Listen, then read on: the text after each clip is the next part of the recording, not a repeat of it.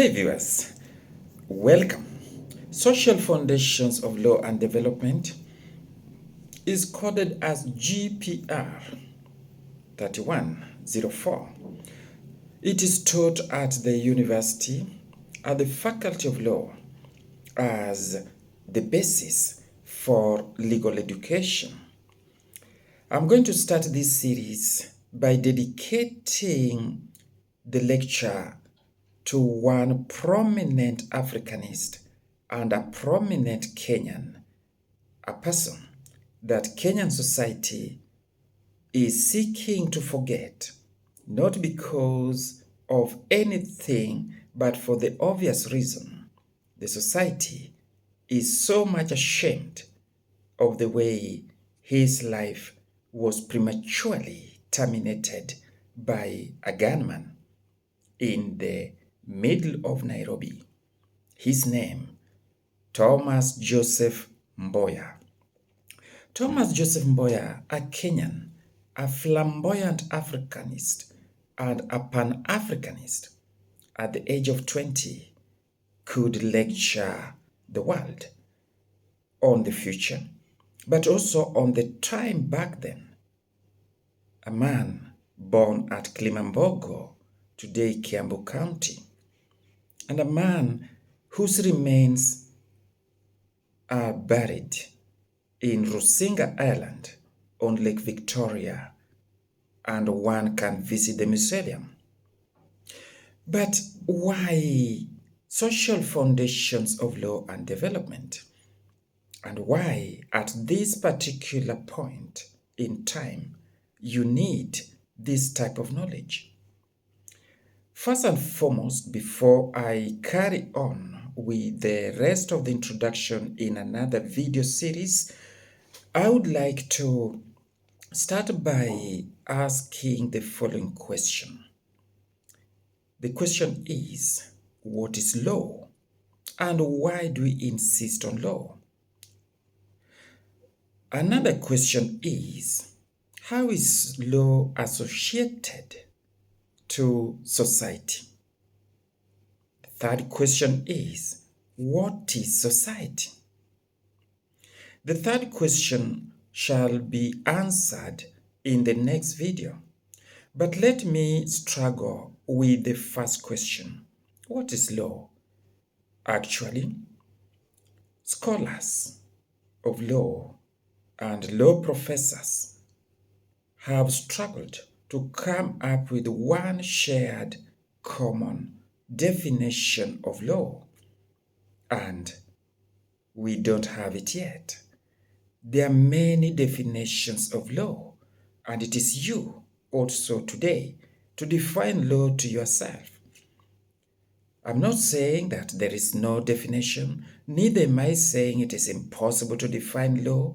It would be silly to teach something that you cannot explain, neither you cannot define.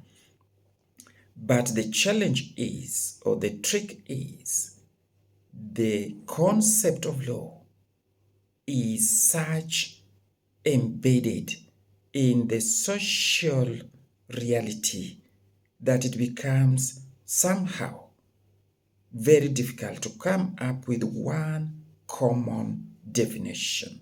So I'm not saying there's no definition, I'm saying there's no one common definition of law. You can come up with any definition from any scholar that has generated it, but that is not the only definition you need law for. It can be a system of rules, it can be a body of principles by the government to administer justice, but that is not the exhaustive definition of law. The rationale behind all this is taught in what we refer to as the rule of law, as a concept. What is the rule of law? That also is explained by what is the role of law, what's the function of law in the social structure. And do we need law in one place to begin with? Is law necessary? To answer this question, I would put it on the opposite. Start imagining a lawless society, or rather, an anarchic society, or society without any rule, any legal system, or any normative framework, or anything where the moral norms, anything that obligates you to behave in one way and not the other. If we don't have a system that criminalizes certain actions and behavior in society, how would that society look like?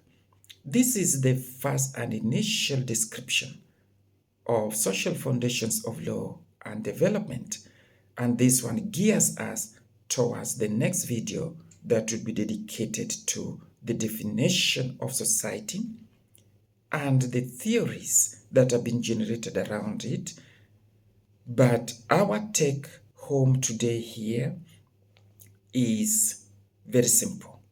Now you can tell what are these foundations known as social foundations of law, but also you can tell why this particular video or lecture series are to be dedicated to such a prominent international personality as Thomas Joseph Mboya, a man whose speech in the United States of America, together with Martin Luther King Jr., perplexed the world back then. Martin Luther King Jr.